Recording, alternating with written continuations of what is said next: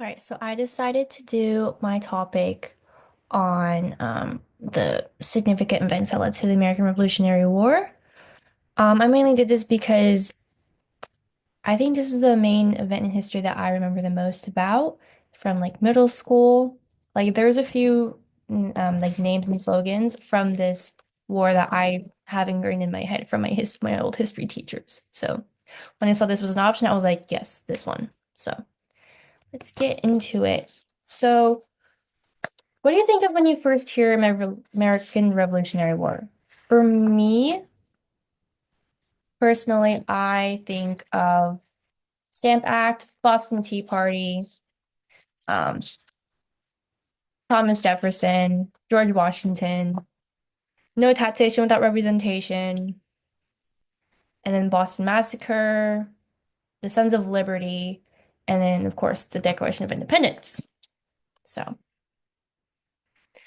so I wanted to name some important people in this war. So basically, the French, the British, the Americans. Some big names were Benjamin Franklin, Thomas Jefferson, George Washington, John Hancock, the Sons of Liberty, James Madison, Marquis de Lafayette. I do not think I'm saying that right, by the way, and Alexander Hamilton. Yeah. So some big names, for instance, like Benjamin Franklin, he testified before Parliament that the first tax that they put for the 13 colonies that was out was too high and that the colonies had already done more than enough to support the French and Indian War when it was happening. Another important figure was John Hancock. He was a signer of the Declaration of Independence, and along with that, he was also, um, wait, no, yes, he was a signer of the Declaration of Independence. Yes, I was right. I'm losing my mind. And along with that, there was a few other names that signed the Declaration of Independence, which was Benjamin Franklin, Thomas Jefferson, John Adams, Samuel Adams, Elbridge Gerry, Robert J. Payne, and more. In total, there's about 56 total men who signed the Declaration of Independence. And then Alexander Hamilton was a founding father, and he fought in the war as a captain. So, then next, I wanted to go over the taxing from the British colony. So, like I said earlier, um, from 1774 until 1763, um, the French and Indian War was going on, and then to replenish the funds that they lost for what's the word? Like giving funds for the to replenish the funds that they lost for the war, they decided to tax the 13 colonies. And this tax was called the Stamp Act of 1765. And like I said, this was the first tax on the 13 colonies. And in that same year, because of that, there's a lot of issues and arguments about it. Uh, the Sons of Liberty was established. And then Parliament then imposed a Townshend Act on imported goods such as teas and spices. And then I remember what's his name? John Hancock. He was, I guess, under suspicion that he was smuggling goods and wasn't paying taxes on them. So he was under suspicion. He was seized upon suspicion. And then on March 5th, there was a big, large mob that was unhappy about the Townshend Acts and the taxes on all the teas and spices.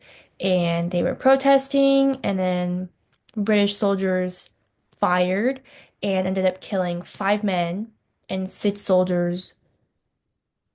No, not, oh my goodness, I'm so sorry. 6 men were injured from the soldiers, and yeah.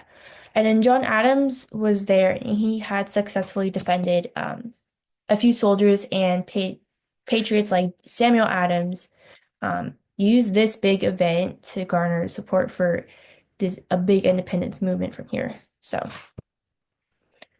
that was called the Boston Massacre. Next is the Boston Tea Party. I want to go over this. So, no taxation without representation. This is a quote from James Otis Jr. He has a big following. He was upset along with many other colonists and made this quote. Um, this is the Tea Act of 1773. So then later, around 7 ships were sent to the colonies carrying tea. and I pretty sure three ships landed in Boston. And the Sons of Liberty were discussing like what do they do in this big standoff because there were three ships out in Boston. And so a few members of the Sons of Liberty had decided to disguise themselves as Mohawk Indians, and they were just throwing tea overboard because there was a lot of taxes on that tea, and they're like, no, we're not dealing with that. And then that's I wanted to go over fighting for independence. Um, there was a lot of growing tensions that the British monarch prompted. So he declared Massachusetts to be a state of rebellion and had ordered American patriots be disarmed. Um, Specifically, um, they had a unit that left Boston and marched to nearby Lexington to capture the rebel leaders Samuel Adams and John Hancock and take all their ammunition. And after this, they pretty much there was like a signal, like a warning signal that was let out, and then combat happened.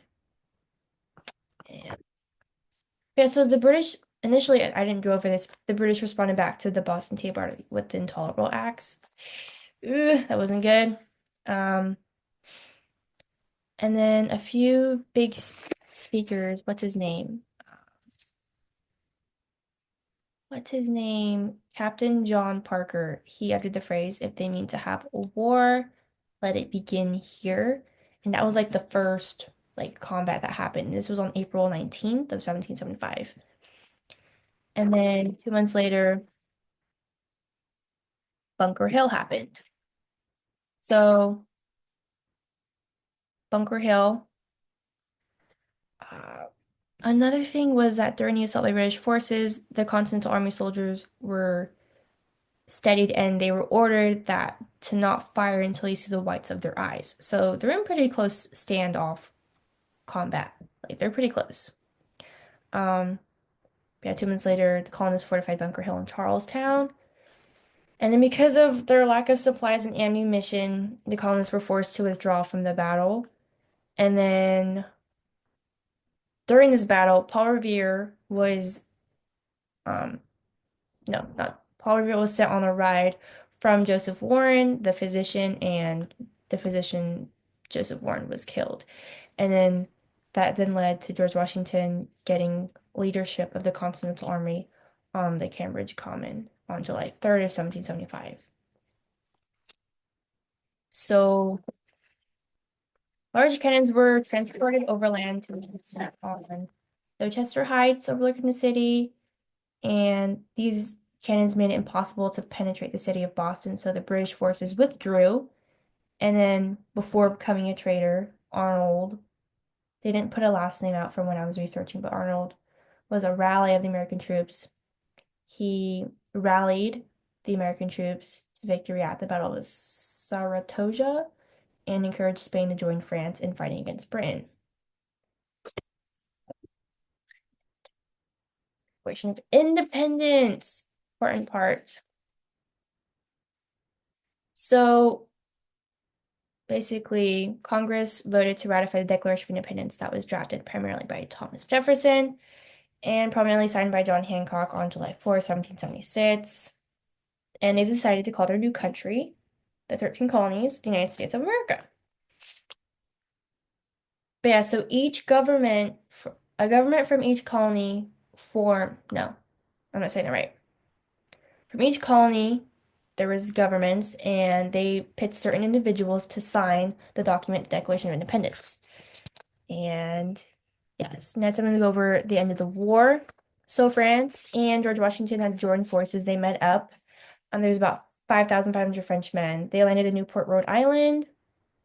They joined forces, and Washington led his combined force into what's the town? Yorktown in September 1781. The leader of the British troops, Cornwallis, had surrendered in October, and that then led to the British saying, you know what? They have our hands tied here. Our main leader has surrendered. So The British government then decided to negotiate and end the war, leading America to get their independence. And then after that, the Treaty of Paris was signed on September 3rd, 1783. And that was the end of the Revolutionary War. So crazy how all the new facts that I've learned from researching on this were some things that I don't remember from middle school, and there were some things I remember from middle school. So this was a fun project to do.